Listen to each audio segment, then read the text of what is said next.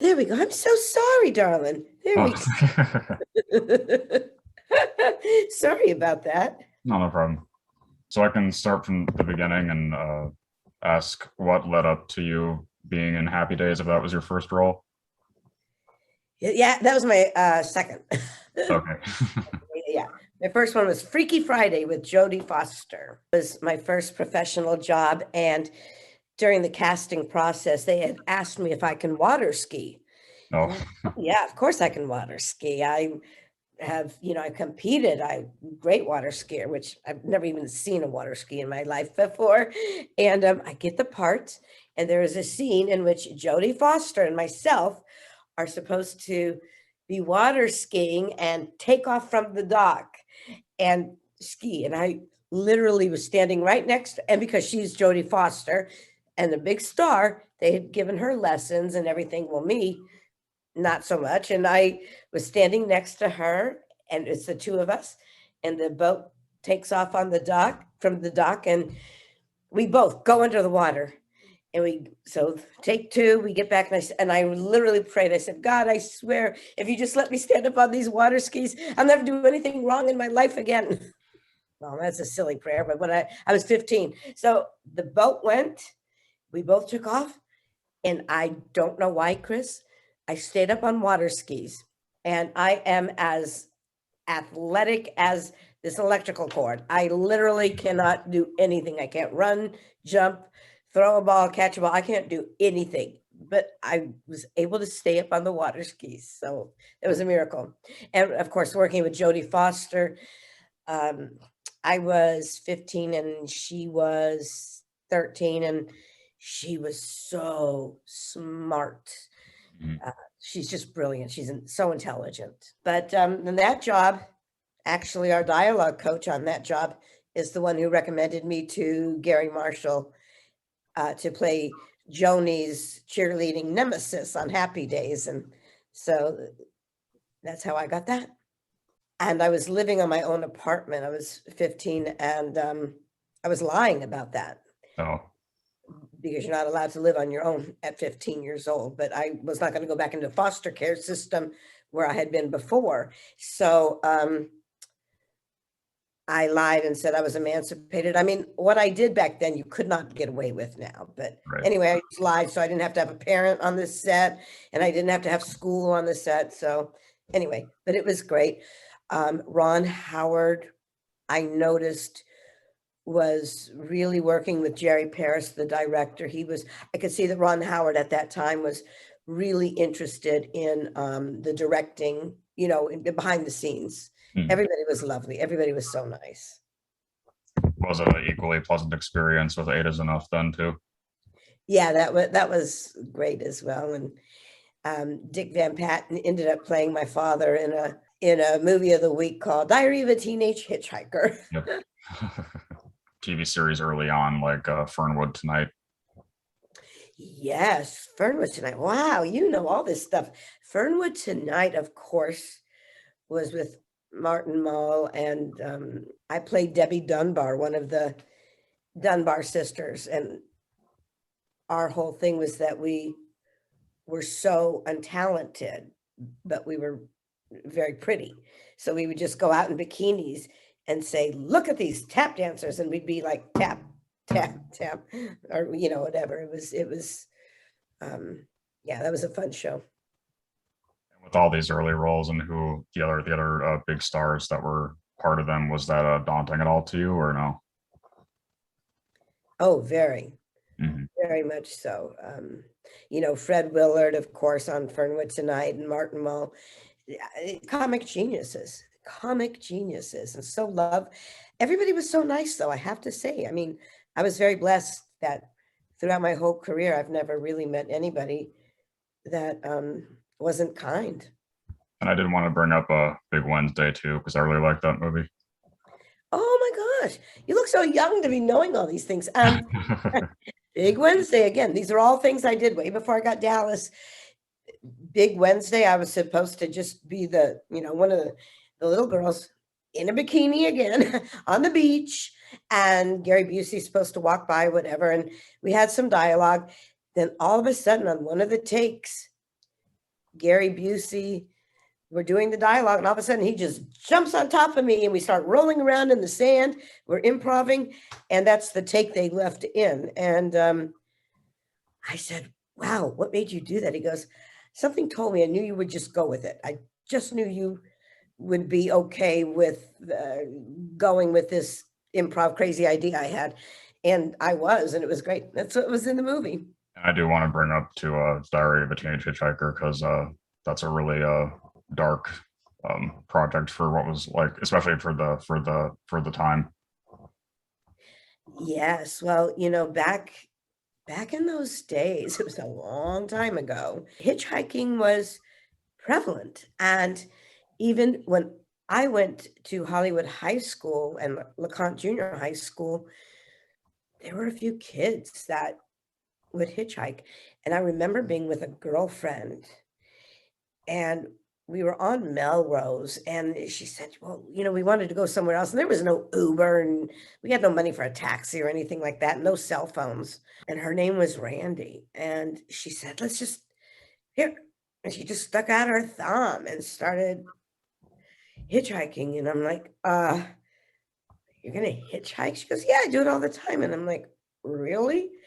And a white van came and pulled up, and I said, Randy, no, I'm not getting in. Please don't get in. Mhm. She said, no, I'm going to go. And off she went, and she was okay, but I didn't get in. And I never hitchhiked. But it was prevalent back in the day. And like I said, there were no Ubers and no cell phones and things like that. So Do you think that movie then is one of the most more emotionally involved projects you've been a part of?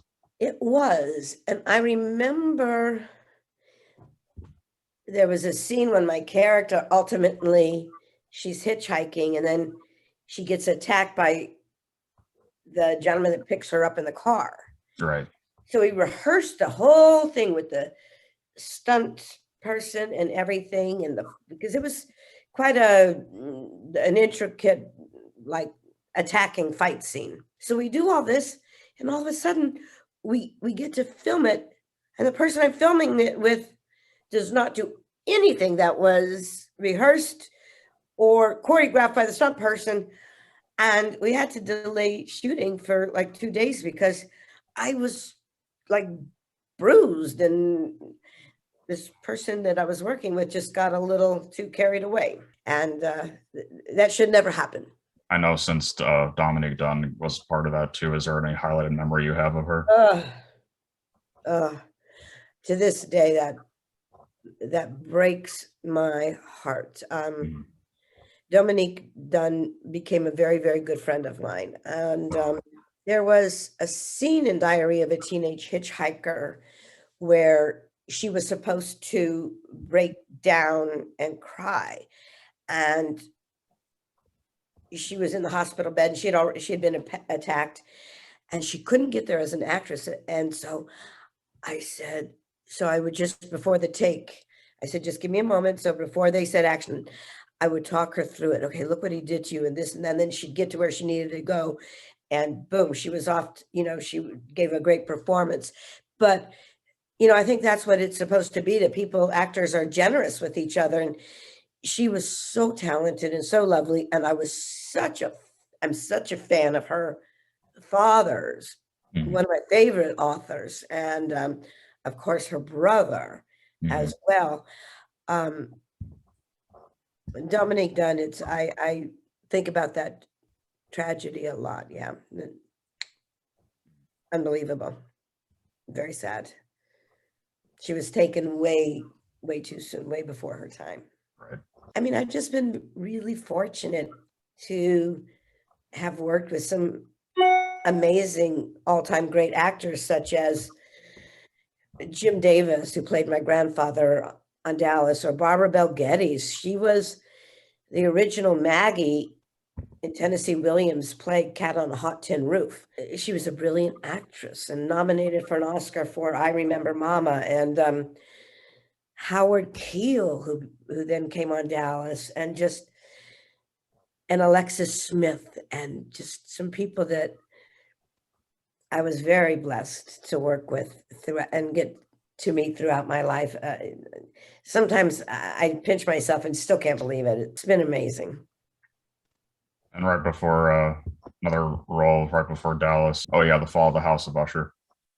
The Fall of the House of Usher, yes. That was with Martin Landau Mhm. and Robert Hayes. We had a great time doing that movie. We shot it in Utah. I remember the days we weren't shooting. I don't know. They had put me up in this apartment, and I love to cook, so I made big brunches and for everybody on the days that we weren't shooting, and we'd have the cast and the crew and stuff over. I love to cook, so it was a one of those opportunities that we got to really know each other off camera as well. And I remember Robert Hayes had the script for the movie Airplane, Mhm. of course, that he did. And he said, I think I've got the funniest script ever written. And he let me read it like when I was there. I couldn't obviously take it, but oh my gosh, it was so funny. I loved doing The Fall of the House of Usher. One of my dearest best friends says it's the worst movie ever made. I disagree with him. But my friend Mario says it's the worst movie ever made. I go, it's not the worst, but I loved it. And Martin Landau just could tell story after story. And he and I became best friends, and not best friends, but we became really, really great friends. And he would come over a lot. And I would just love to hear his stories, you know. With movies like that and Hitchhiker, were you a fan of horror as a genre? I was not a fan of horror, and I'm still not a fan. I don't know why. I can't. I love thrillers, Okay. and I love psychological thrillers. Mhm. But things like Saw and the things that are just, and I know they're great movies, but things that are just really gory and things like that, I don't do well with those. But Okay. I love reading thrillers, you know, legal thrillers, medical thrillers. I just love reading, and I love thrillers, but not horror. Okay. Except I have to say, I love the Scream franchise. Go figure. Okay. Well, I know that you got to across several years of the 80s that you got to be in multiple episodes of the Love Boat. Is there more of a memory with that? I loved doing the Love Boat. The first one was a cruise, and Debbie Reynolds was on that show. Mhm. She showed up just gorgeous, camera ready. She was, you know, and the cast, they would go after, you know, the dinner because it was all assigned seating because you're on a cruise. But afterwards, they go to the bar, whatever. She was the last one to leave, regaling us with songs and stories, and she'd be up first one in the morning. And I just remember being in such awe of her. Mhm. She was tiny. She was not much, maybe an inch taller than myself. And uh, she was a force of nature. Yeah. She was just a life force unto her own. She was amazing. Yeah, she was just beautiful and spectacular in every way. So with Dallas, how involved of a audition process was that for you? Well, I had read in a magazine called Drama Log. It's called Backstage West now. Yeah. But there was a magazine that would come out weekly called Drama Log. And they would have different articles by different people and interviews. And then they would have a few casting notices. And they had a casting notice for Dallas, for a mini series called Dallas. And they had the list of characters. JR, you know, Pam and Bobby Ewing, and Lucy Ewing described her as a manipulative little sex pot, born with a silver spoon, having everything she wanted. But JR, her evil uncle, had driven her parents away. So she was raised on the ranch, but she didn't have her parents. I clicked automatically. Automatically. It was not about the wealth of the Ewing family. It wasn't that she had everything she wanted materialistically.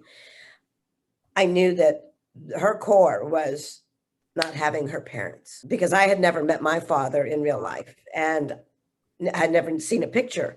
And my mother was in and out of mental institutions. So I was in and out of foster homes. So I knew what Lucy's core was, and I just knew it. And I said, I've got to get this part. And Barbara Miller, who is the casting director, who cast me in Eight Is Enough and Code Red and different shows, said, no, she's not right. To my agent, no, we can't see her.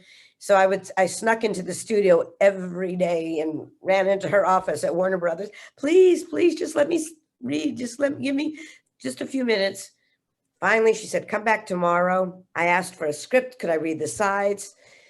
She said, no. So my appointment was at 5:00. I snuck onto the studio lot at 1 when I knew her and her assistant, Irene Mariano, would be at lunch. And I went in and stole a copy of the script and went and took it and worked with my acting coach, Jeff Corey. And then I came back at 5 and ended up getting a call back and then having to go to the network. So they saw like more than 500 people for the role of Lucy. We had a 7-day shooting schedule. We were given the script. Sometimes there were changes, but our schedule was quick, but not like a daytime soap opera for sure. Okay. Yeah. Throughout the whole entirety that you played Lucy, what was the most darkest headspace that you had to get into for her? My favorite storyline was when Lucy was engaged to get married to Kit Mainwaring, who was the son of the Mainwaring oil empire, but he was hiding a secret, and his secret was he was gay. Okay. And the writers, you got to understand how long ago this was. This is 40 something years ago. Right. This wasn't talked about. They handled it so beautifully. And JR threatened to say, I'm going to out him in so many words. And I said, no, you're not. I'm going to handle this. Kit Mainwaring came out to Lucy and said, I can't marry you. I'm a homosexual. They couldn't even use the word gay. They had to use homosexual.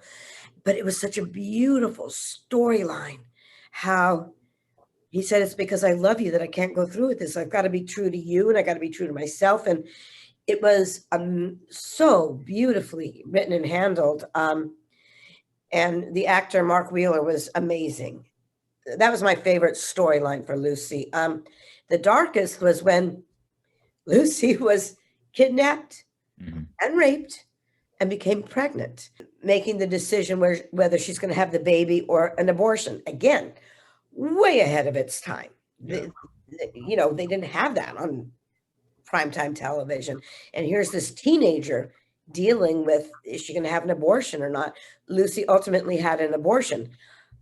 But the reason it was really tough for me as an actress, because I was pregnant with my daughter, Cherish. Okay. And so I was having to go through all this dialogue saying, I can't have this baby. I don't want this child. I have to have an abortion. So during that time, as an actress, I didn't let myself get get that into it. I made myself stay not as emotionally involved as I would as an actress. Mm-hmm.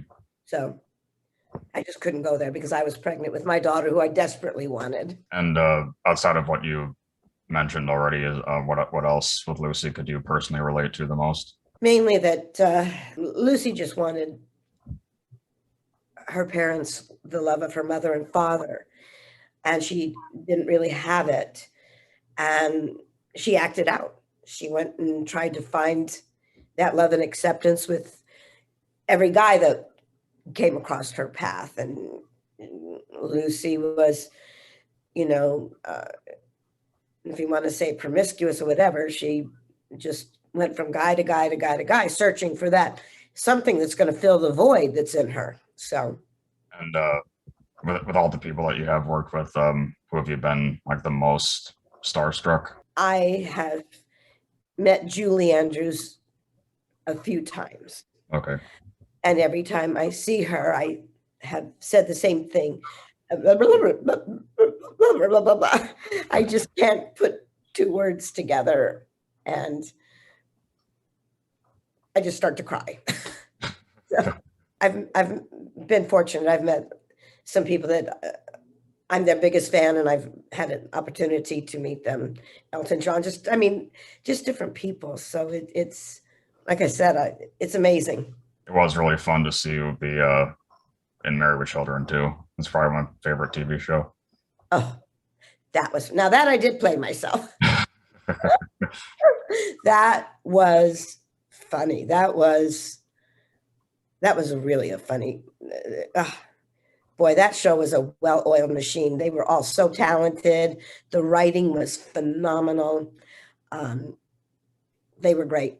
Do you have anything that's coming out that you wanted to talk about? Right now, I live in Nashville, and I'm very involved with the foster care system in Middle Tennessee. So I do a lot of work with Camelot and the agencies here.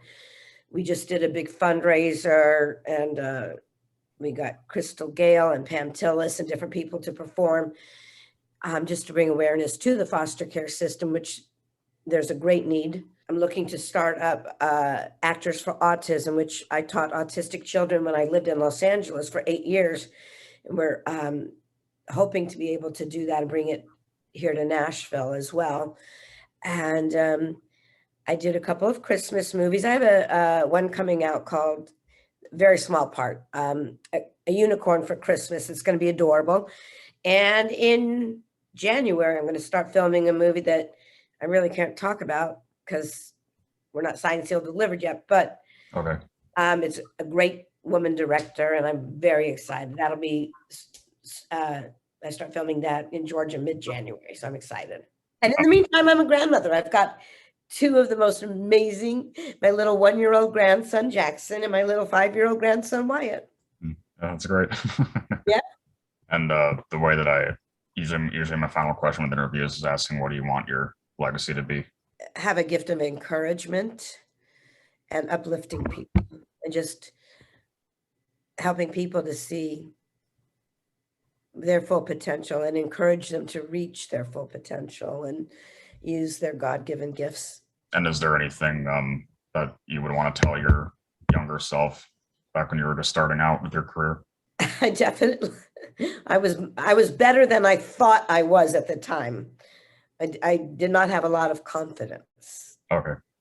And I look back and go, wow, I did do some really good work. I was a good actress. I was kind of cute, and I didn't think, I didn't have a lot of confidence back then. I have more now. Mm-hmm.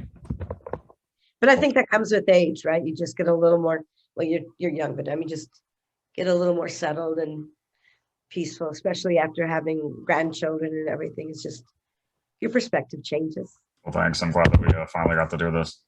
Thank you so much. You're awesome.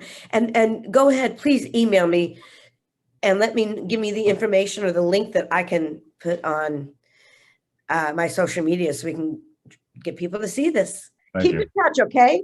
Yeah, I will. You're actually, thank you. You're actually my 99th. Woo! I love it. Have a blessed day and email me the link. Yeah, I will. Okay. All right, Don. Take care, Chris. Okay. Bye.